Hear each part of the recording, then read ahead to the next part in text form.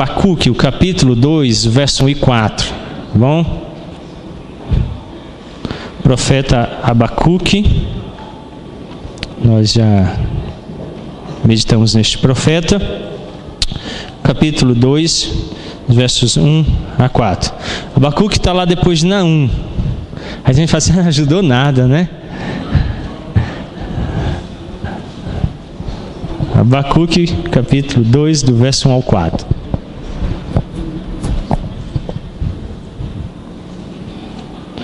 Por-me-ei na minha torre de vigia, colocar-me-ei sobre a fortaleza, e vigiarei para ver o que o Senhor me dirá, e que resposta eu terei à minha queixa. O Senhor me respondeu e disse: escreve a visão, grava sobre tábuas, para que quem possa ler, até quem passa correndo.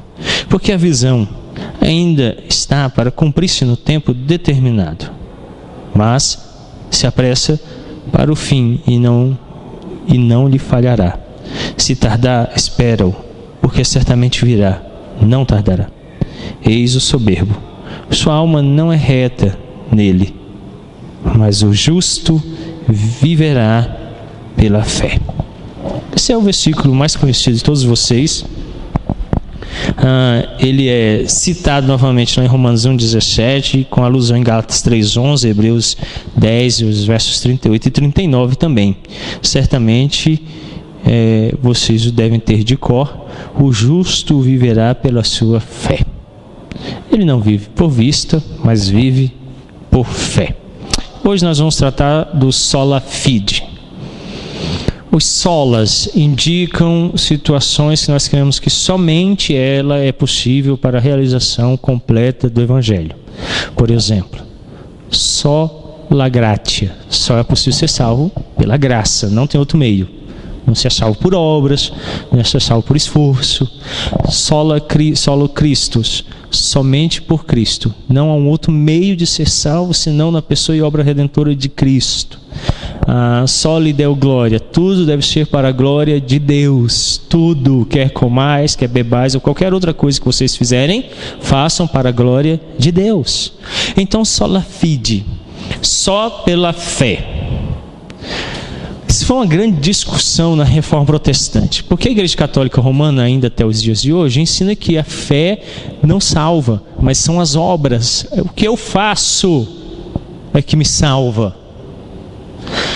A Reforma, principalmente na pessoa de Lutero, descobriu, capítulo 5 de Romanos, que a salvação vem pela fé somente.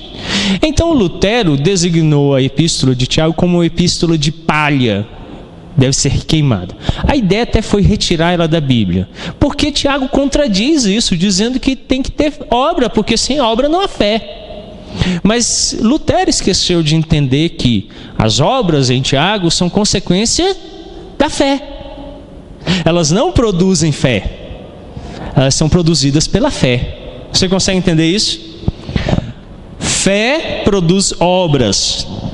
Sem obras não há fé, porque fé produz obras. Quando não há obra é porque não houve fé. Por isso elas estão tão associadas de forma tão íntima. Não há. Como, por exemplo, não há um casamento sem a minha esposa. Então, o casamento é uma disposição pessoal minha em amá-la com toda a fidelidade, preservá-la, e ela precisa existir. A fé só existe com obras, porque sem obras não há fé. É isso que Tiago está dizendo.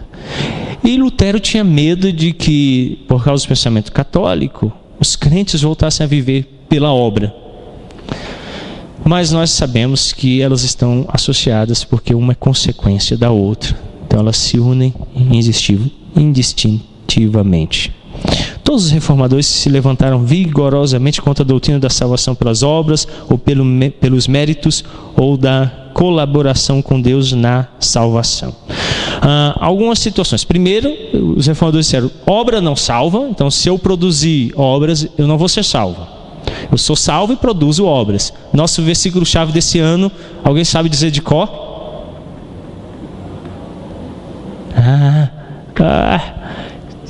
Pô, vocês acabaram de perder um livro de R.C. Sproul, ia ser o presente. Quem falasse, Efésios capítulo 2, pelo menos o versículo, gente, ajuda.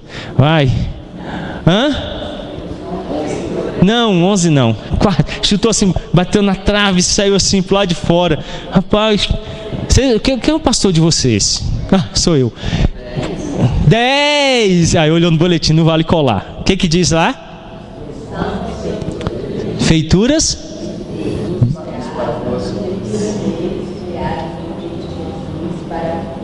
Pode ler, gente, vamos todo mundo junto, pode ler. É meia salvação ainda dançando. Pois somos feituras dele, criados em Cristo Jesus para boas obras, as quais Deus de antemão preparou para que andassem. Então, esse é o nosso verso-chave para o ano. Espero que vocês decorem. Ainda dá tempo, nós estamos no primeiro dia de março. Eu vou dar um desconto de janeiro, vocês estavam de férias, veio o carnaval, vocês pularam muito, ficaram cansados. Aí agora chegou março, as coisas vão se endireitar. Então eu espero que agora vocês decorem. Tá? E aí não adianta, porque no próximo livro de semana não tem livro de presente, era surpresa, se acertasse ganhava. Eu vou ter que dar ele de outra forma, de outra maneira. Então, primeira coisa é que produzir obras não salva. Mas o texto diz que nós fomos feitos em Cristo para boas obras. Então, as obras não saem de cena, elas permanecem, só que elas são consequência, tá? E não antecedente. Não é por obras que eu sou salvo, mas eu sou salvo para boas obras. Então os reformadores disseram, obras não salvam, mas quem é salvo produz obras. Outra coisa que eles disseram, não é por mérito. Porque se fosse por mérito, só ia entrar no céu eu, o Tiago, o Ig, só os bonitões, só o cara lindo, entendeu? Os feios iam ficar de fora. Né? Aí o presbítero Moisés, né? Só a gente que é bonitão, né, Moisés? Aí eu já ganhei uma média com Moisés, tá vendo? Aí a gente ficou procurando mérito, né? O que é o mérito? É alguma coisa que eu conquistei e a pessoa fica, pelo mérito, olha fulano, né, e tal. Então, aí agora eu conquistei uns pontos com Moisés. Eu falei que ele é bonitão. Aí ele, poxa, o pastor me colocou no grupo dos caras bonitões, né? Aí eu não vou esquecer você não, Gerson, você também. Aí não é essa a ideia, né? A gente conquista o que diante de Deus? Nada. Não há mérito nosso com Deus. Porque a única coisa que nós merecemos da parte dele é o juízo. Porque todos nós pecamos e carecemos da glória de Deus. Destituídos da glória dele. Então eu preciso dele. Eu não tenho nada para ele. Eu preciso de tudo dele. Aí os reformadores disseram, então não há mérito. Outra coisa que eles foram bem duros na reforma é a ideia de participação com Deus, da colaboração com ele na salvação. Eu sou bem monergista nessa ideia. Mono significa um só. Só Deus é que age na direção de salvar o homem, estando nós mortos em nossos delitos e pecados. Ele nos deu vida juntamente com Cristo. Não, pai, mas eu me converti. Você teve uma assertiva pessoal. Num dia, você achou o sermão legal, uma piada engraçada que o pastor falou, a música estava muito emocionante, a mamãe beliscou, minha mãe beliscava pra caramba, todo culto. A gente era batista, então tinha que ir lá na frente. Todo culto ela, ai mãe, vai lá menina, aceita Jesus. Não, hoje não e tal. E, às vezes eu ia porque doía, pegava assim na direção do fígado que doía. Aí eu ia lá, aceitava Jesus, no outro final de semana aceitava de novo, no outro de novo, no outro de novo. Aí eu ia na igreja, chegava lá, tinha uma menina bonita, aí eu aceitava Jesus, falava, o cara é crente e tal. No outro final de semana eu já saía porque a menina não queria namorar. E aí foi assim a vida toda. Então às vezes a gente se converte por situações que não necessariamente operaram no coração. E às vezes é muito tempo depois que você vai ter aquela certeza plena de que a salvação é em Cristo Jesus. Num estudo bíblico, numa leitura pessoal, num momento de introspecção, você diz assim, eu fui salvo. Mas como? Quando? Eu não sei. Só sei que Ele me salvou. Eu tenho plena convicção disso. Então, às vezes a gente associa com um momento histórico e não necessariamente tenha sido naquele momento. Pode ter sido anteriormente ou pode ser futuramente. Ou pode até ser naquele dia. Mas é muito difícil a gente saber porque ele opera quando estávamos mortos. Então eu estava sem entendimento do que fosse. compreensão zero. Eu digo isso porque nasci em lar cristão e não entendia a Bíblia, não entendia a vida cristã e vivia por aparência. De repente, puf, agora eu entendo a Bíblia, eu sei o que é orar, eu gosto de ir para o culto, o pastor ficou até legal. E então as coisas mudaram, mas eu fui perceber isso aos poucos e de repente eu era um crente. Então essa transformação é só Deus que efetua e eu não posso produzi-la. Eu vou desligar aqui, gente, porque vai ter um aumento de energia amanhã, 24%. Então eu vou fazer a nossa parte apagando aqui, porque senão a gente não dá conta. Nós já reduzimos a nossa conta em dezembro, foi 95 kW, 121 kW, em janeiro nós já descemos para 95, que a conta veio mais cara. Então eu estou levando ao conselho essa semana outra proposta. A minha proposta é reduzir em 7% os gastos, eu estou colocando mais 4%, ver se a gente consegue manter. Então, toda vez que você vê uma luz aqui na igreja, ajuda a gente apagando para manter os nossos gastos no controle. Mas voltando à Sola Fide, primeiro ponto, pela fé, não pelas obras. Muitas doutrinas sustentadas pela Igreja Católica Romana, e a gente tem que lembrar que apesar da nossa revista focar no catolicismo romano, hoje nós temos um movimento semelhante que é o evangelicalismo. Tem papa, não tem papa? Lá tem apóstolo, tem bispo, tem a figura máxima do pastor, falou, todo mundo cala, ele é santo, se ele orar, sara todo mundo. É a mesma coisa de um papa, mesma coisa. Então, é igual. No catolicismo pagava-se para ter fé, no evangelicalismo também se paga. As pessoas dão para obter, dão para ganhar, dão para receber, é a mesma coisinha. Lá tinha ídolos, no catolicismo, no evangelicalismo também tem. Lá tinha as mandingas, né? O padre benze carro, no evangelicalismo também benze carro. Lá tinha sal grosso e arruda, aqui também tem. Tudo continua a mesma coisinha, só mudou o nome da igreja lá na fachada, mas é a mesma prática. A igreja evangélica dos nossos dias está retornando às práticas do catolicismo romano, implementando elas às vezes com alguma novidadezinha aqui e ali, mas no geral são as mesmas coisas. Tá? Então, quando nós falamos de catolicismo romano, que também incluiremos o evangelicalismo. Bom, estava em desacordo com o ensino das Escrituras e houve muita controvérsia sobre muitos temas importantíssimos para a teologia cristã. No entanto, o estopim da reforma estava diretamente relacionado à forma como nos apropriamos da salvação. Na lição passada, vimos uma das formas pelas quais as pessoas podiam se apropriar da salvação, segundo a crença católico-romana, pelas indulgências. Também vimos que essa crença não se harmoniza com o ensino bíblico sobre a salvação, por motivo pelo qual os reformadores fizeram questão de sustentar o sola gratia, ou somente a graça. A salvação é só pela graça. Não é um mérito, é uma graça. Graça é um favor imerecido. Eu estava ouvindo o Steve Lawson falando essa semana, pregador, e ele está falando que o R.C. Sproul, um outro pregador, pediu para o amigo comprar um livro de uma série que ele estava lendo, que são vários romances, e só tinha na Alemanha. O amigo dele estava indo para a Alemanha. Ele falou: rapaz, compra para mim. O amigo dele comprou e retornou da Alemanha. Chegou nos Estados Unidos, entregou para ele os livros. Aí falou: obrigado, quanto que é? O amigo dele falou assim: você não pode pagar. Falou: mas por quê? Porque é um presente, eu estou dando para você. Então, é a ideia de que dá. Então, se é dado, não se paga. Você ofende o outro, não ofende? Então, a Suane decide comprar o livro Fogo Estranho para o pastor John MacArthur, saiu agora. Tá? Por que vocês estão rindo? É suposição, gente, entendeu? Eu estou só supondo que ela fez isso. Né? Aí o John MacArthur saiu agora, excelente, contra o pentecostalismo, o neopentecostalismo, maravilhoso. Aí ela vai lá e compra, está lá na Saraiva, R$ 34,90, entendeu? Vocês estão rindo de novo, gente, o que foi? Aí está lá, a Sony comprou, aí chega para mim, assim: pastor, eu trouxe um presente para o senhor.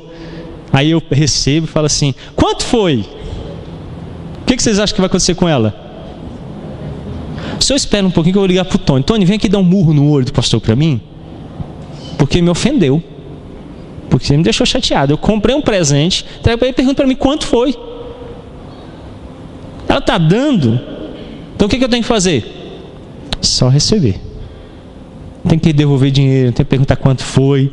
Eu só recebo o presente. Então Deus dá para gente a salvação. É uma graça, é um favor imerecido. Você nem merecia. Aí você vai perguntar quanto é, como é que paga, como é que faz. Não, Ele está dando, é um favor imerecido, você não merecia, Ele está lhe dando gratuitamente. Então os reformadores foram contra a compra por meio das indulgências. Havia, porém, uma forte doutrina católica romana que afirmava que a salvação era obtida por merecimento. Então, a ideia católica é: você precisa fazer para merecer. Você precisa fazer para ter direito. Olha, se tem uma coisa a qual nós temos direito, é a morte. A Bíblia diz assim: Deus chega para a humanidade, o nosso representante federal, Adão, e diz assim: se você, Adão, representando a humanidade, todas as pessoas, comer da árvore do conhecimento do bem e do mal, você vai ter uma resposta, uma consequência.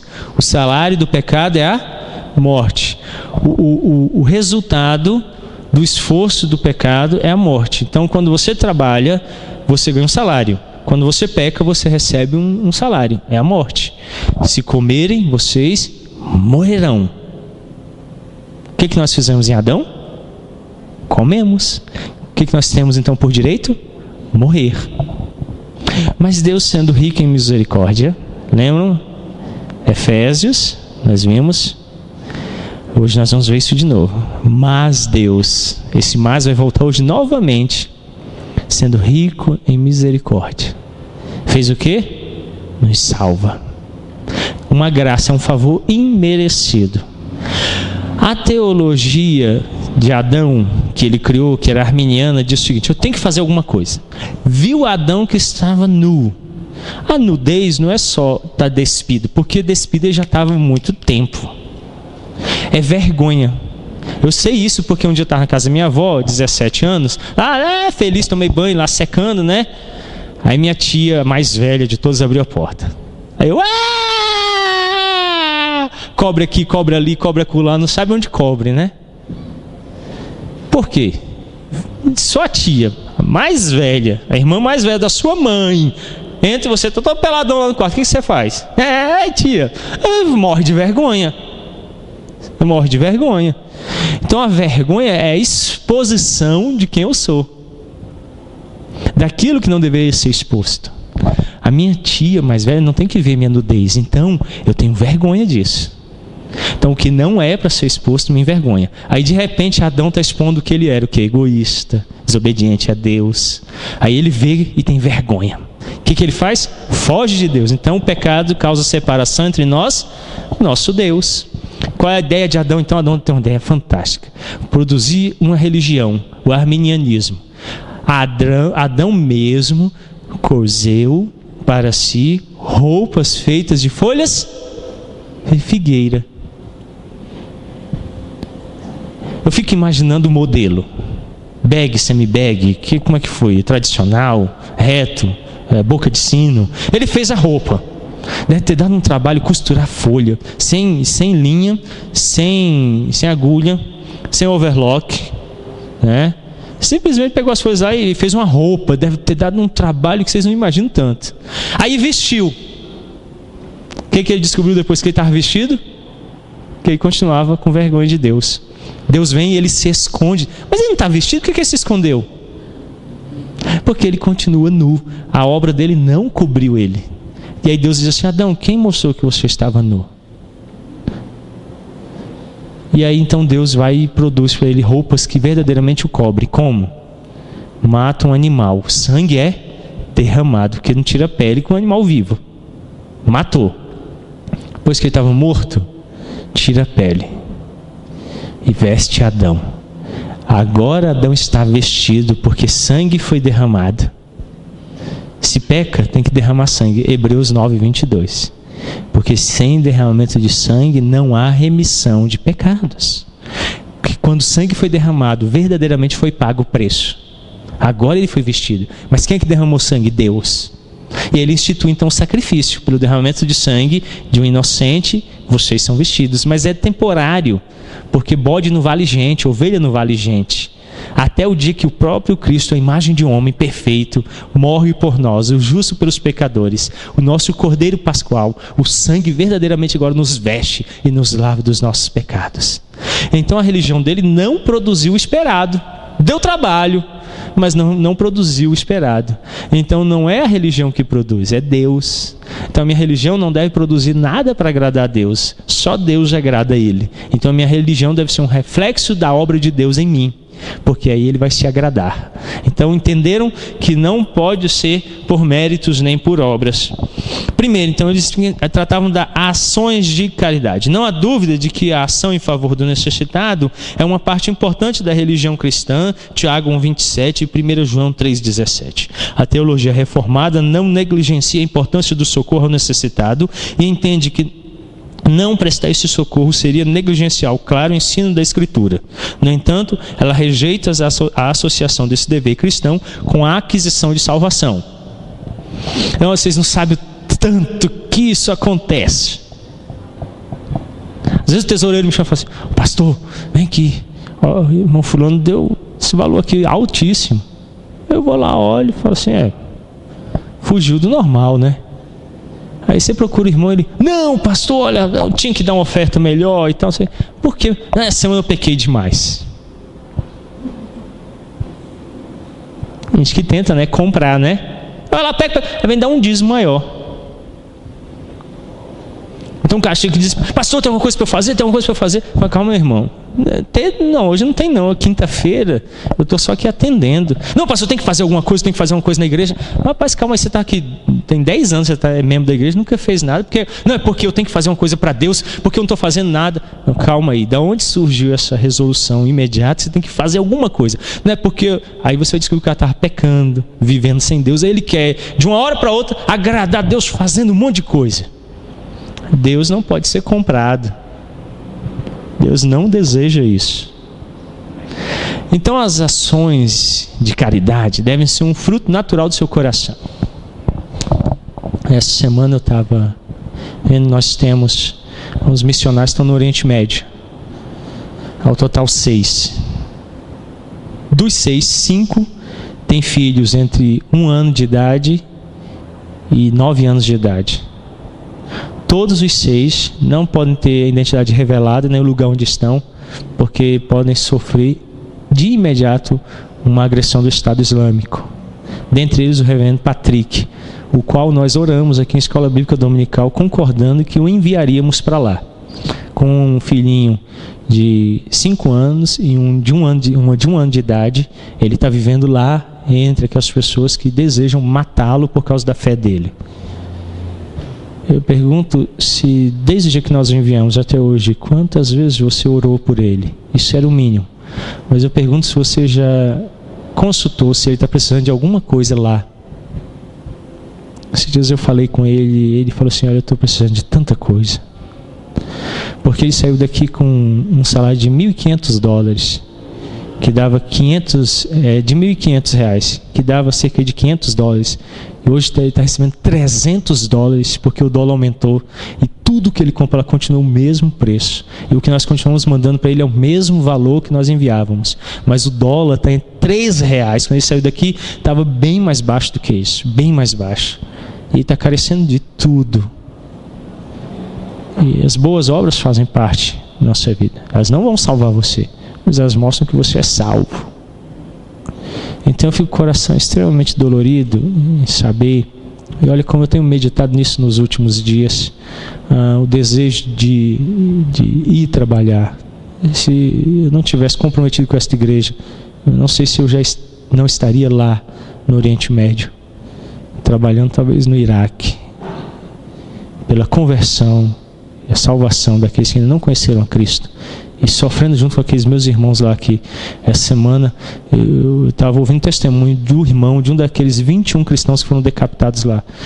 Se você quiser o vídeo, eu mando em privado para você depois, por e-mail, no Facebook. É um testemunho maravilhoso. E o irmão dele foi decapitado porque declarou crer no Senhor Jesus Cristo. Então as boas obras fazem parte. Eles estão carecendo, estão precisando de comida, de roupa. Você não sabe, eles não podem entrar num comércio e comprar. Eles estão vivendo escondidos e fugindo para não serem mortos. E as boas obras fazem parte da vida cristã. Elas não salvam, mas elas mostram que você é salvo. Então, se você é salvo, viva boas obras. Não viva boas obras para ser salvo. Não venha querendo comprar Deus, favor, me enganar. Não funciona assim. Produza as boas obras por salvação e não para a salvação. Então eles negaram a ideia de que essas ações de caridade pudessem. Outra questão era a piedade religiosa. Outra forma de boa obra era a piedade religiosa, frequentemente as atividades da igreja. Práticas de oração diárias, devoção aos santos, ajuda ao sacerdote, envolvimento com o calendário eclesiástico, etc. A intensidade e a frequência com que uma pessoa expressava sua religião era vista como um meio de se obter a salvação. Então, outra coisa, olha, eu não quero isso na igreja, eu sou bem sincero, eu sou odiado por alguns, duramente criticado por outros, mas eu vou continuar falando isso. Você não é crente, não quer nada com Cristo, vem para a igreja não. Você me atrapalha, você atrapalha a igreja e se engana. Você não é crente, sai daqui. Você quer se tornar crente? Aqui é o lugar para você. Então alguns vivem uma piedade aparente. Vim domingo, meu irmão, por obrigação, não ajuda, mas atrapalha demais. Demais. Atrapalha muito. Você não sabe a dificuldade que você causa. Então, aí, vai lá e ora por obrigação. Você já viu gente orando por obrigação? Amém. O cara não tem prazer, está fazendo porque ele precisa, né, aparecer para os outros, alguém está vendo, né? O pastor disse que tem que orar, o pastor falou que tem que ler a Bíblia, vai lá, abre a Bíblia, fecha a Bíblia. Está nem aí porque a Bíblia disse, não vive, não pratica, não estuda, não ama as Escrituras, ela não faz parte. Você vê quando o cara é natural dele, ele se relaciona com as Escrituras. E quando é obrigação, você vê. Você consegue perceber. Porque como é natural para mim comer, dormir, respirar, me relacionar, ter prazer, é natural para mim as Escrituras. Então, alguns achavam que as práticas religiosas autoimpostas produziriam em Deus algum agrado. Não produz. Pode vir quantos domingos você quiser, toda semana, não vai mudar nada. Se o seu coração não for transformado, é vazio, sem significado. Você só me dá trabalho, e trabalho para a igreja. Então é preciso vir com sinceridade. Toda obra de piedade precisa ser sincera, fruto de um coração sincero. Às vezes tem alguns cânticos que são entoados, eu não canto. Se eu não tiver condição de vivê-lo ou praticá-lo, eu não canto, porque é uma expressão. Como é que você está diante de Deus? Todo o culto é diante de Deus. Tudo que você faz no culto é diante de Deus, para Deus. Se eu oro é para Ele, se eu leio a Bíblia é para Ele, se eu canto é para Ele. Tudo que eu faço no culto é para Ele. Se eu faço e juro dolosamente, eu vou ser culpado disso. Então o autor de Eclesiastes diz, quando entrares na casa de Deus, guarda o teu pé e a tua boca, para que você não jure diante de Deus e não cumpra. Então às vezes eu vejo e falo assim, eu não vou conseguir fazer aquilo. Para que eu vou proclamar isso diante de Deus, declarar ou assertivamente dizer se eu não vou fazer? Então eu prefiro me calar. E oro, dizendo, Deus, eu não vou conseguir fazer, então me ajuda. Às vezes eu estou lendo, falo assim, está longe de mim. Eu não posso declarar isso aqui como algo que eu realizarei. Tem que orar e pedir que Ele tenha misericórdia, mexer da minha vida e me ajude. Porque senão eu estou sendo falso. Estou sendo falso. Então eu só posso declarar diante de Deus aquilo que eu vou fazer. Então toda obra de piedade, os exercícios diversos, todo culto, toda prática de oração, estudo da palavra precisa ser procedente do coração sincero para ser aceito diante de Deus. Senão é um exercício vazio, de nulidade completa, que você só faz para ficar bem na fita do outro. Por isso que ele diz, em secreto. Ora em secreto, dá esmola, porque é em secreto que teu pai vê. O que ele quer ver? Coração. Então, dentro da esmola, gritando, olha aqui e tal, é só para a gente ver. E aí você já recebeu a recompensa, os homens viram. Se você ora em público para todo mundo ver, você já recebeu a recompensa. Todo mundo está falando, olha como fulano ora, que maravilha a oração dele. Mas o coração está longe de Deus milhares e milhares de quilômetros. Então a oração precisa começar no coração. No coração. É por isso, no domingo, eu prefiro me levantar bem cedo de manhã e me retirar da presença de Deus, para chegar aqui com um coração que está de fato na presença dEle. Porque o culto não é para os homens, é para Deus. E se eu não venho caminhando com Deus, eu duvido muito que num culto público você verdadeiramente caminhe com Deus.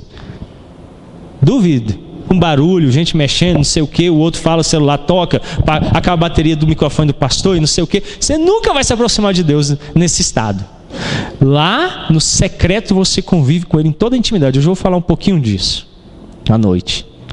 Essa proximidade com Deus. Aí no culto público eu só expresso aquilo que eu já vivo. Aí você vê a verdadeira piedade que é praticada em particular sendo manifesta, porque eu já a vivo.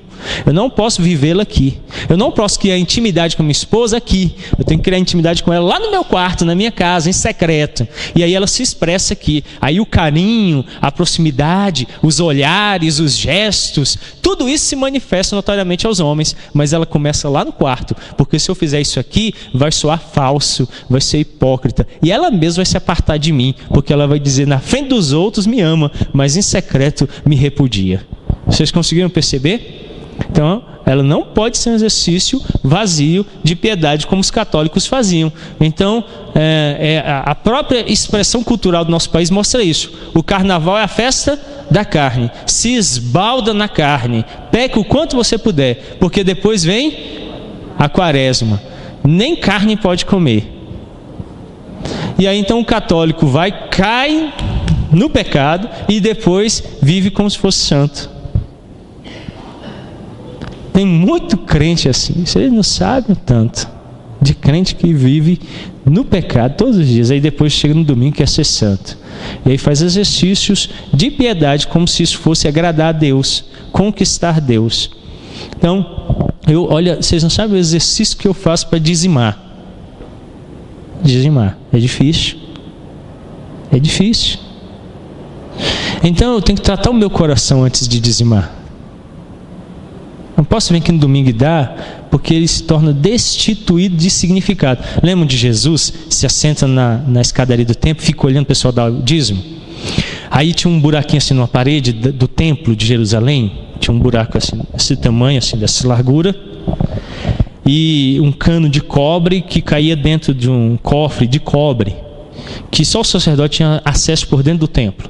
Então o fariseu vinha, andando nas escadas do templo, chegava lá, abria uma bolsa, tirava um monte de moeda e começava a jogar lá dentro. Aí, blém, blém, fazendo barulho e todo mundo, e ele, blém, blém, jogando moeda lá e todo mundo, Aí veio uma mulher pobre, tinha só uma moeda. Você já viu moeda de 1 centavo? Alguém aqui já viu? Ela existe, tá? Bem pequenininha. Bem pequenininha mesmo. Ela chega. Vocês ouviram barulho? Não fez. Aí Jesus pula, cai em pé e fala assim: essa verdadeiramente deu dízimo. Por quê? Por causa de barulho, não barulho? Não. Porque o que deu antes em grande quantidade queria ser visto. Achava que porque estava dando muito, tinha valor. Ela vem e diz assim: eu vou dar muito, mas o meu muito não é a quantidade, é porque é tudo que eu tenho. Vou consagrar a Deus, porque quem dá o meu pão de cada dia é Ele. Aí Jesus diz: ela verdadeiramente deu. Então, eu tenho lutas interiores muito grandes, porque eu ganho 5.000 reais, dou 500 de dízimo. E o imposto hoje está me levando 700 reais de imposto. INSS, e imposto de renda. E aí minha renda já caiu quase que 1.000 reais. Quase 1.000 reais.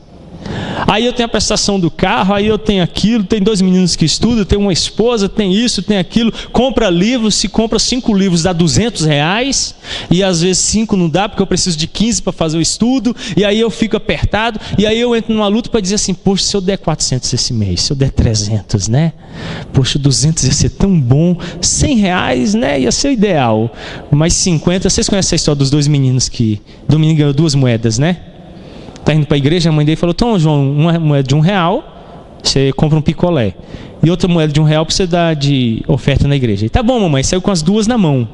cada uma de R$1, correndo, né? Aí tropeçou, caiu, uma escorregou, caiu dentro do bueiro. Ele, lá se foi o dízimo, né? Aqui ficou, era para quê? O picolé. Aqui foi, é do dízimo, aqui ficou, é do picolé. Então a gente faz assim, né? Tá, a vida tá a gente apertado, cada um com uma moedinha na mão, pagar isso aqui. Aí você cai, tropeça, perde uma parte do dinheiro. Aí você fala assim, lá foi o dízimo, né? Porque o que ficou é meu.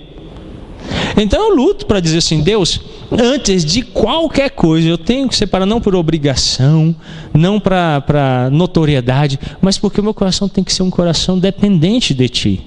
Eu tenho que me desprender. Não que eu viva sem dinheiro. Ninguém vive sem dinheiro. Mas ele não pode preceder a fé de que quem me concede tudo que eu tenho é Deus. E ele não vai deixar faltar, não vai deixar falhar. Então, nessa confiança, eu consagro tudo que tem, tudo mesmo. Se ele disser assim, ó, você vai pegar os 5 mil e ajudar o fulano lá, eu vou lá e dou os 5 mil, porque eu sei que ele vai me sustentar do mesmo jeito. Mas ordinariamente, ele diz que eu devo administrar para a manutenção da minha família e do meu bem. Então eu dou nessa confiança. Vejam a luta. Então, o exercício exterior de piedade é quando você vem e automaticamente dá. Sem pensar, meditar, confiar.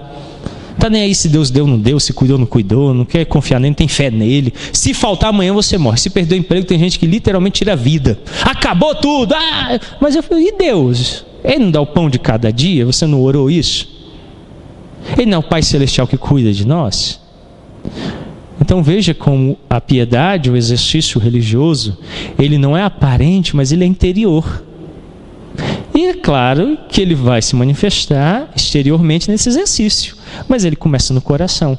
A mulher pobre, a viúva, verdadeiramente deu porque ela tinha um exercício no coração bem claro de fé, que se manifestou na entrega de tudo que tinha.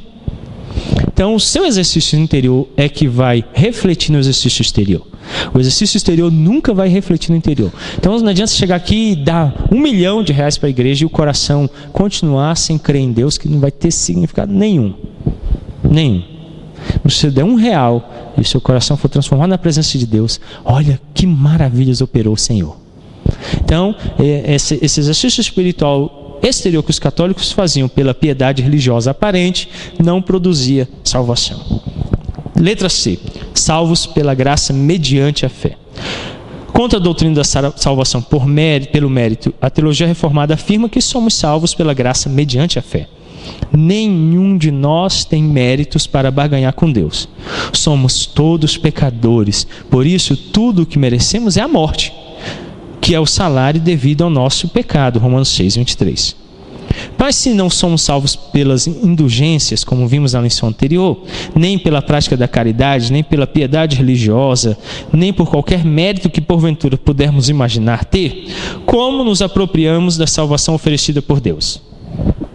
Então, se não é nada disso que me salva, pastor, o que me salva? Aí a resposta é pela fé. Efésios 2:8 e Romanos 1:17. É pela fé que nos apropriamos do sacrifício que Jesus realizou na cruz em nosso lugar. A salvação é concedida graciosamente a todo aquele que crê. João 3:16. Catecismo Maior de Westminster, de 1647, na questão 86, define fé. Fé em Jesus Cristo é uma graça salvadora pela qual recebemos e confiamos só nele para a salvação, como ele nos é oferecido no Evangelho. Essa pergunta aqui, eu queria que vocês entendessem ela em profundidade. Talvez a gente não consiga terminar a lição, mas eu vou me deter nela por um bom tempo. Primeiro aspecto dela: a fé tem que ser em quem? Em quem? Então eu vou contar uma historinha para vocês, está lá nos Evangelhos. Jesus vem andando, aí de repente encontra lá o demônio presente no gadareno. O que os demônios dizem lá? Não é um só, não é uma legião. O que temos nós? Contigo, filho de Deus. Vieste nos atormentar antes do tempo? Esse termo filho de Deus é o mesmo da profissão de Pedro, quando ele diz assim: verdadeiramente tu és o filho de Deus. E Jesus responde: sobre esta pedra edificarei a igreja. Não é sobre Pedro, não. Apesar do nome Pedro significar pedra, os católicos confundem. A pedra sobre a qual ele edifica a igreja é a confissão de que ele é o filho de Deus. E ele diz: não foi carne que tu revelou, mas meu Pai lá nos céus que revelou a tu, Pedro. Então, a confissão de que ele é o Filho de Deus, os demônios estão fazendo uma confissão sobre a qual a igreja é edificada. Então não é só isso. Vai muito além, é um passo muito mais amplo. E aí a pergunta então agora nos mostra essa amplitude. Olha o que diz: fé em Jesus Cristo é uma graça salvadora pela qual o recebemos e confiamos só nele para a salvação. Receber Cristo e confiar só nele é um processo tão amplo, mas tão amplo, que levaríamos toda a nossa vida cristã para entender.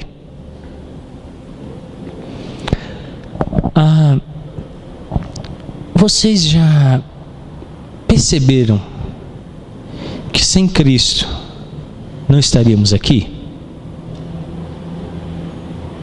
A importância dele, da obra dele, é tão importante que o nosso tempo, a história da humanidade, o calendário da humanidade é afetado por isso. Nosso calendário, a nossa história, tem um marco zero, que é qual? O nascimento de Cristo Jesus. De tão importante que ele é, de tão significativo que ele é. Por isso, a fé em Cristo é recebê-lo. Como é que se recebe Cristo? Esse é um ponto muito importante. Quem não negar a si mesmo. Receber Cristo significa a morte de mim mesmo. Por isso Paulo diz: não mais eu vivo, mas Cristo vive em mim. Então eu já falei para vocês aqui da cena, eu estava com essa camisa aí, o versículo: não mais eu vivo, mas Cristo vive em mim. Estava com 16 anos de idade, parada de ônibus em frente ao Alameda Shopping. Aí estou lá parado, estou indo para a igreja, 7 horas da noite, esperando 355, Taguatinga Sul, Taguatinga Norte. Estou lá paradinho e tal, tinha uns 4 jovens assim parados, assim, poucos metros. Eu vi que um olhou, apontou e o resto riu. Aí eu falei: poxa, riram de mim. 16 anos, você quer saber o porquê, né? Como eu lutava com o que for, eu falei: vou lá, se o pau quebrar, estou tranquilo. Vocês riram de mim? Não, eu vi, você apontou e aí eles riram. O que foi? Uma coisa errada comigo? Aí um deles, corajoso, veio e falou assim: não, sua camisa está dizendo que você está morto. Aí eu, é claro, é o versículo. Isso é verdade. Todos nós estávamos mortos em delitos e pecados. Essa morte para Deus, mas estávamos vivos para o pecado. É o que o apóstolo Paulo fala em Coríntios. Por isso ele vem agora e diz assim: não mais eu vivo. Eu não vivo em pecado. Eu não vivo mais para mim, para o eu pecador. Mas agora Cristo vive em mim. Então eu morri para o eu pecador e vivi para Cristo. É isso que minha camisa está dizendo. E eles assim, que legal, a gente nunca tinha sabido. Eu falei: esse é o Evangelho. Isso se chama Evangelho de Cristo Jesus. O meu ônibus chegou, eu tenho que ir embora. Que vocês então entendam essa mensagem e seguir.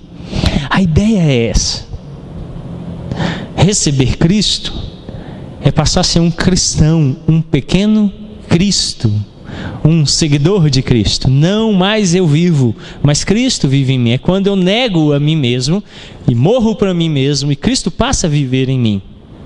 Então recebê-lo significa isso, e confiando nele. A caminhada é muito árdua e muito difícil, então eu preciso me apropriar da pessoa e obra de Cristo diariamente. Entenda, eu quero que você perceba isso com toda a realidade possível. Enquanto a cruz não se tornar algo da sua vivência diária, a cada momento, tem que ser momentânea, você nunca vai compreender o que é Cristo Jesus. Nunca, jamais. Você precisa aplicá-lo a cada situação do seu viver. Senão não tem significado. Ele passa a ser um ato histórico passado. No dia que eu crio em Jesus, no dia que eu crio em Jesus, no dia que eu crio... Então Jesus só fica lá, um ato histórico passado no qual eu me refiro constantemente. Ele não pode ser isso. Ele precisa ser algo no qual você confia. Então, diariamente você precisa aplicá-lo em cada instância do seu viver, cada momento, tudo que você faz. Eu me converti verdadeiramente na minha adolescência para a juventude. Esses dias lá em casa, a Alice igual começou a lavar louça. E aí, eu tô com nojo de pegar, tá sujo, não quero pegar nisso aqui. Aí mal seco, tá com água dentro, uma das vasilhas, o outro mal lavado. Aí eu cheguei e falei assim, filha, vem aqui. Primeira coisa, enxágua todos os copos, coloca aqui a parte que você coloca dentro da pia, mistura com a gordura, isso. Enxágua os pratos, limpa, tira, recolhe para não cair dentro do cano, organiza eles aqui, organiza os talheres ali e tal. Pega esse aqui, lava assim, esse lava com esse produto, esse lava desse jeito e tal. Você precisa fazer assim. Pai, como é que você sabe isso tudo? Eu falei, filha, meu pai, o seu avô, ele era um profissional da cozinha.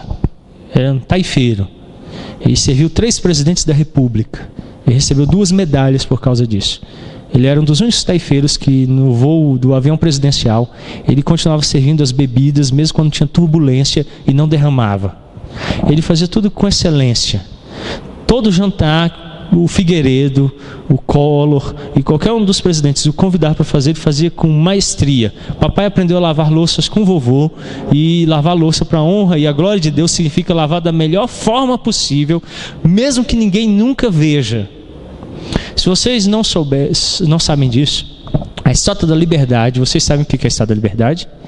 É o Cristo Redentor dos Estados Unidos. Então está lá na Baía de Manhattan, nos Estados Unidos. E o responsável pela construção dela, um dia foi chamado porque ele estava sendo mais minucioso no interior dela do que no exterior. Se você não sabe, o interior dela não é visitado. Não é visitado.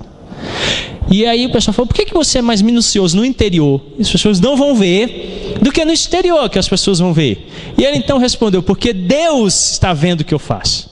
Então o que eu faço não é para as pessoas verem. Vocês nunca vão ver a louça que ali se lava. Mas eu falo, você faz para Deus. Então nós vamos ver mais à frente em Efésios, Paulo chamando e dizendo assim, servos, o seu Senhor, quando vocês estiverem fazendo, façam para Deus e não para Ele. Não às vistas dele, mas à vista de Deus, porque Deus tudo vê. Então quando eu faço com excelência, eu faço para Deus. Não para que as pessoas vejam. Não, 80% do meu tempo pastoral é sozinho no gabinete.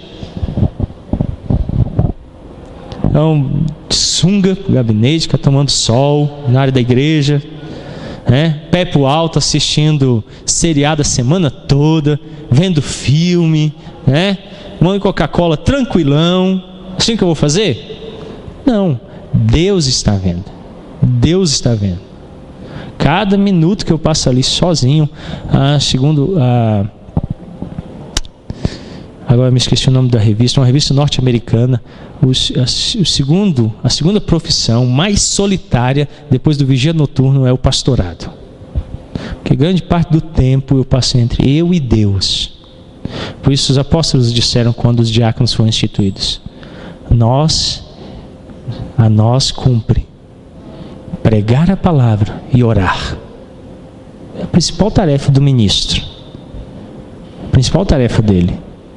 Então eu não posso pegar e mostrar isso. Não tem como fazer um gabinete de vida para vocês ficarem vendo o que eu estou fazendo lá. Eu faço para Deus. Então tudo que você faz é fazer para Deus. Essa é a máxima da vida cristã. Então quando ele diz assim, você vive com Cristo, como é que eu vou viver essa vida diária se eu não aplicar a Cristo até quando eu estou lavando a louça?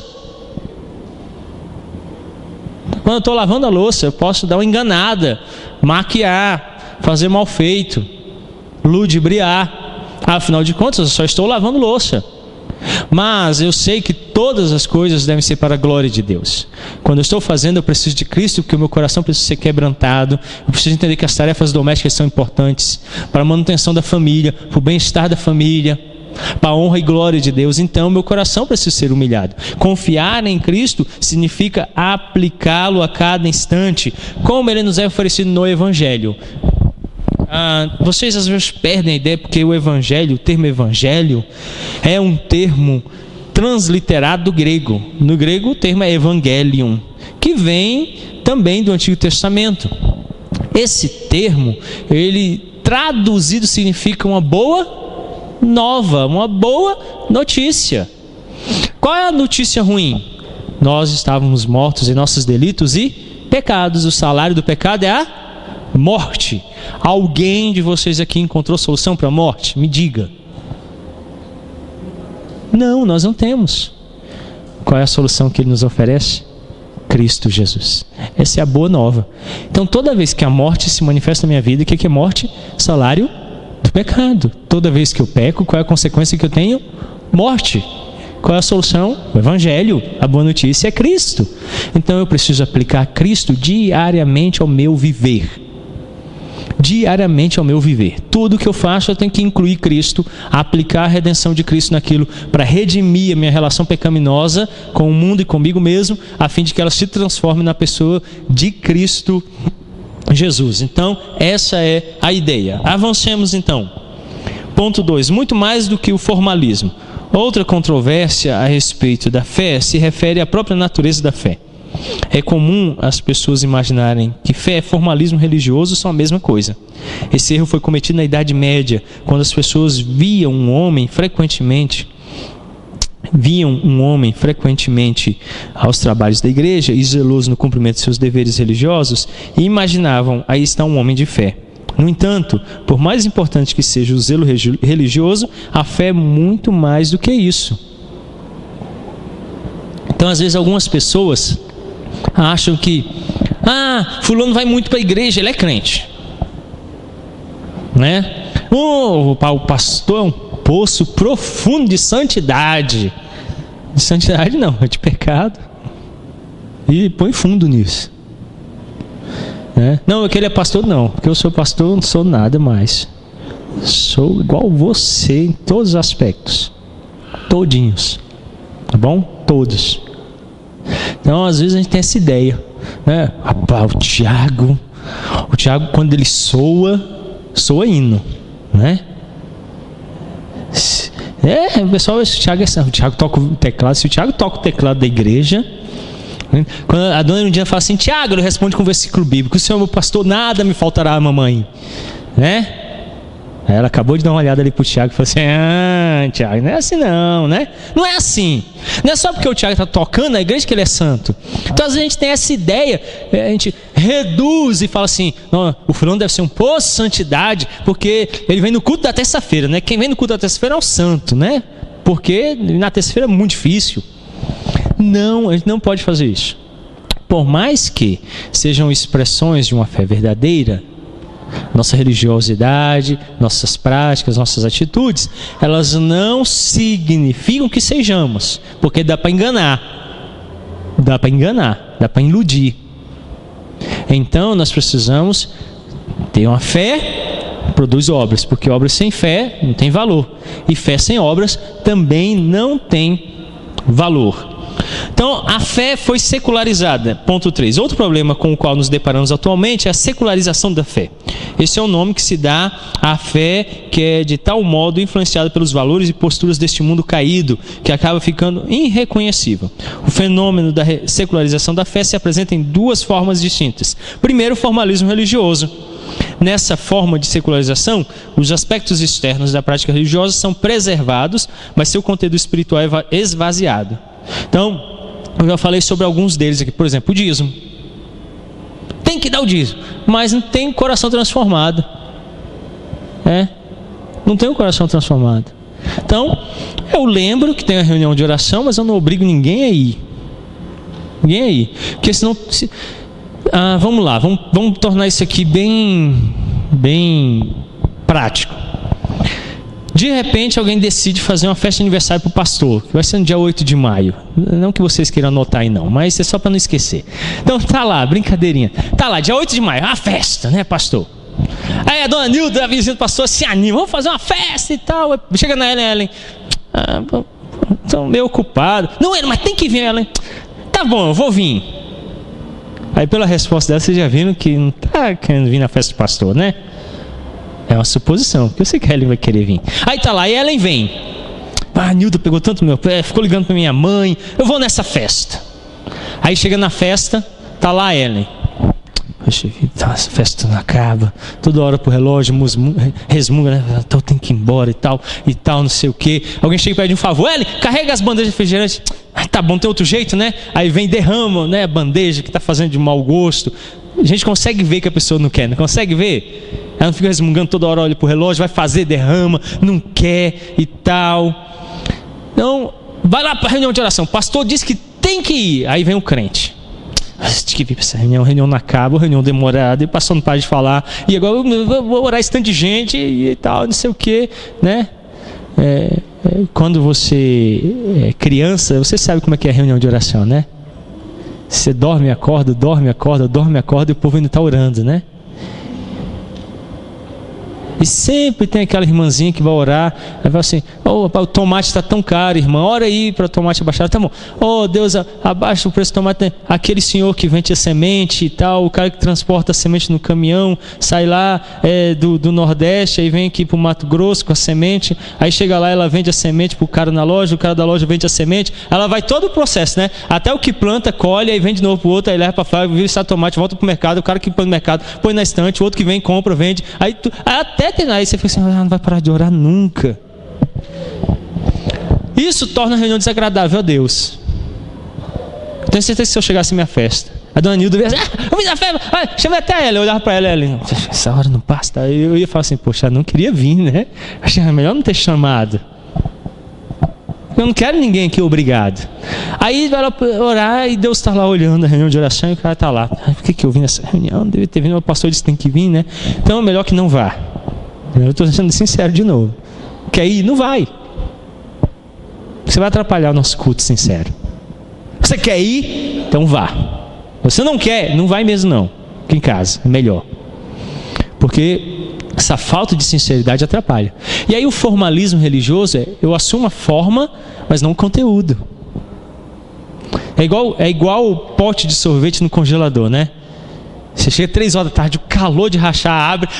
Sorvete quando abre é feijão cozido. A forma é uma, mas o conteúdo. Eu fico tão bravo, mas tão bravo com isso. Então eu vou comprar as vasilhas agora, um monte de vasilha escrita feijão. Nunca mais vai usar pote de sorvete para guardar feijão, porque você vê a forma e se anima, mas o conteúdo não é. Aí você vê o cara, né, a forma dele é crente, mas o conteúdo. Então, eu vou comprar as vasilhas escritas feijão. Se abrir a geladeira, tiver o pote lá, feijão, é feijão mesmo, então acabou. O ruim é se pôr sorvete dentro, né? Fazer isso com os meninos. Feijão, é sorvete dentro, fica só pra mim. Tô brincando, não vou fazer isso com eles não. Então, mas a ideia às vezes do formalismo é esse. O conteúdo não é, mas o exterior é. A forma é, mas o interior não é sorvete, tá bom? Ou não é crente. Ok? Vamos lá. Vamos ao ponto... O ponto B, o ateísmo cristão. Vocês sabem o que é um ateu? O termo ateu vem do grego e significa sem Deus. Nós vimos isso domingo passado, lá no capítulo 2, verso 11, quando eles viviam sem Deus, verso 12, sem Deus. Ali o termo é ateu, ateo no grego, que dá origem ao termo ateu em português. Tá? Sim?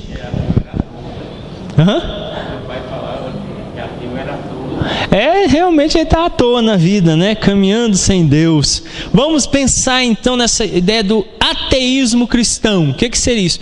Dá para ser ateu e cristão? Um exclui o outro, não exclui?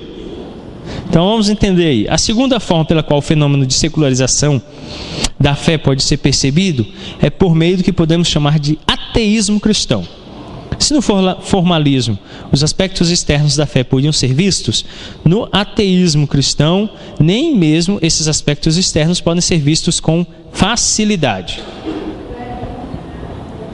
Bom, não há mais frequência regular aos cultos, apenas visitas esporádicas, totalmente desprovidas de compromisso com a causa do Evangelho, ou nem isso.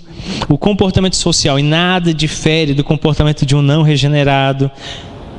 E a Bíblia se transformou em um amuleto cuidadosamente guardado no fundo de uma gaveta, de onde só sai em momentos de crise para ser agarrada e beijada de modo supersticioso, geralmente com lágrimas.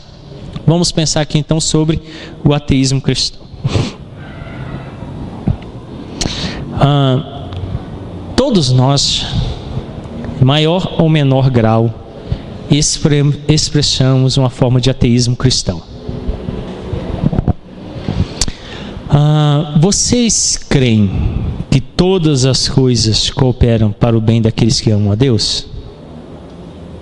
Sim? Eu nem preciso responder, né? Que na prática não é assim. É muito bonito o versículo. Ninguém aqui vai de bom tom responder assim: eu não acredito nisso. Mas na hora que as coisas apertam, nem todas as coisas cooperam. A gente não aceita, não concorda, não quer. Às vezes até duvida se Deus está envolvido. Às vezes até parece que Ele deu uma sumida. Cadê Ele que não faz nada?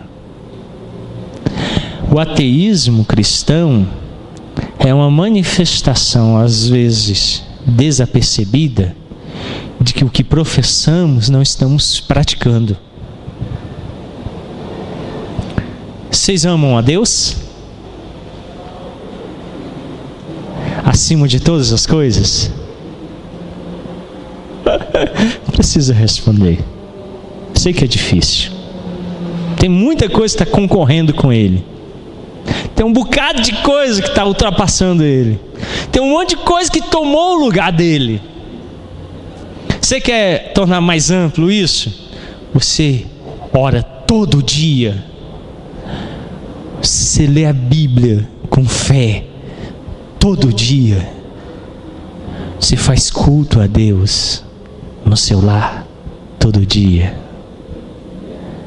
Amar a Deus acima de todas essas coisas. Ateísmo, em maior ou menor grau, faz parte da gente. Só que quem vive pela fé não se acomoda. E isso é vida cristã. Eu gosto de imaginar a vida cristã. Se eu desenhasse, é porque eu só sei desenhar a cabecinha redonda com os pezinhos, pauzinho, e quando é mulher eu faço 2 risquinhos assim. E minha arte máxima é a casinha, né, que é o triângulo com os pedacinhos quadrados. A janela geralmente ali se diz que sai torta ou é feia. Pai, sua janela é feia. O sol eu só sei fazer no canto da folha, que se eu for fazer o círculo ele sai oval. Nunca vi sol oval, então eu faço no canto. Ele está se pondo, né? Aí eu faço no canto, que aí dá certo. Mas se eu soubesse desenhar, eu ia desenhar um cara correndo e se desvencilhando. Você já deve ter ouvido essas expressões lá em Hebreus. Corramos a carreira que nos está proposta. E aí ele vai se desvencilhando do eu, do pecado, do mundo e do diabo, e olhando firmemente para Cristo, o autor e consumador da vida. A vida cristã, ela é do início desse desvencilhar, e o processo de corrida é a vida cristã. Então nós estamos nos desvencilhando. Tomara eu esteja em menos ateísmo do que estive outrora. É a minha oração, eu tenho tentado viver para isso. Tudo que eu tenho professado e crido se manifeste verdadeiramente na minha vida, para que eu não me torne alguém que é ouvinte e não praticante da palavra. Porque senão eu sou um ateu. Digo crer, mas não vivo. Não vivo. Então, às vezes a minha fé é muito bonita no discurso, mas na prática ela é esvaziada. Isso é ateísmo, porque com ações você nega que Deus exista, ou nega que Deus possa operar em determinadas áreas que você está vendo na sua vida. Então, Deus sai. Alguém que não consegue relacionar Deus cotidianamente com a vida, tende a ser um bom ateu prático. Porque se Deus não pode se se Ele não pode se relacionar com cada área da minha vida, é porque eu não estou crendo que Ele seja eficaz para aquilo. Então, às vezes eu tomo decisões em algumas áreas da minha vida que Deus tem nada a ver com ela, porque eu não acredito que Ele possa agir nela. Então eu o retiro completamente. Eu não oro, eu não busco orientação na Bíblia, eu nem me importo com o que Deus queira sobre aquele aspecto da minha vida, porque para mim parece que aquilo Ele não pode interferir ali. Então eu uso minhas forças, os métodos humanos, eu uso qualquer outra coisa que seja, mas eu tiro Deus da jogada. Isso é ateísmo. Não há Deus ali. Então, se você fizer uma introspecção pessoal agora, acerca de alguma área da sua vida onde Deus não está sendo experimentado, não está presente, ou o Evangelho não está tendo eficácia, talvez seja uma área de ateísmo na sua vida, na qual você vive sem Deus, e Deus não tem eficácia nela. Então, por exemplo, o meu relacionamento com minhas irmãs, 2 estão fora do cristianismo, já têm sido criadas no cristianismo, e uma está num cristianismo água com açúcar. E o Júnior, que sou eu lá na família, é diferente do pastor Carlos Júnior às vezes. Eu tenho que colocar Deus no meu relacionamento com minhas irmãs. Ele tem que entrar na jogada. Então, eu creio poderosamente que Deus pode transformar a vida de vocês num sermão, mas Deus não pode poderosamente transformar a vida das minhas irmãs, relacionamento familiar em casa, enquanto eu brinco com elas, enquanto eu como com elas, enquanto me relaciono com meus sobrinhos. E então, às vezes, o ateísmo, ele é até sem percepção praticado por nós, porque nós achamos que Deus tem nada a ver com aquilo. Então, eu tenho que levar Deus, conduzir Deus para aquele momento ali da minha vida particular, quando eu estou vivendo com meus familiares, porque é importante. Quando eu estou vendo televisão, quando eu estou assistindo alguma coisa, lendo alguma coisa, ouvindo alguma coisa, quando eu estou comendo, Deus precisa permear cada área da minha vida, porque se Ele não estiver lá, eu sou um ateu, eu vivo sem Deus. Alguma pergunta, alguma colocação sobre o que nós vimos? Alguma contribuição? Não? Nós vamos orar. Terminando, nós temos o nosso almoço lá no salão social, então todos estão convidados para permanecer. Oremos. Senhor, a fé sem obras é morta, mas sem fé também não há obras. Ó bondoso Deus, dar-nos uma fé viva em Cristo Jesus, uma fé salvadora que repousa na obra redentora de Cristo, uma fé que faça com que essa obra redentora da pessoa de Cristo seja aplicada a cada instância da minha vida, do meu viver. Que Cristo permeie todo o meu ser, tudo o que eu sou e tudo o que eu faço, a fim de que a fé seja viva e operosa em mim. É necessário que eu me aproprie da redenção em Cristo Jesus por meio da fé, a fim de que eu não viva um formalismo esvaziado de graça, nem pratique um ateísmo cristão. Eu preciso viver por fé, porque sem fé é impossível agradar a Deus. Ó Senhor, tem misericórdia de nós, nos dirige pela sua graça. É o que nós rogamos, bondoso Pai, em o nome santo de nosso Senhor Jesus Cristo. Amém. Deus os abençoe.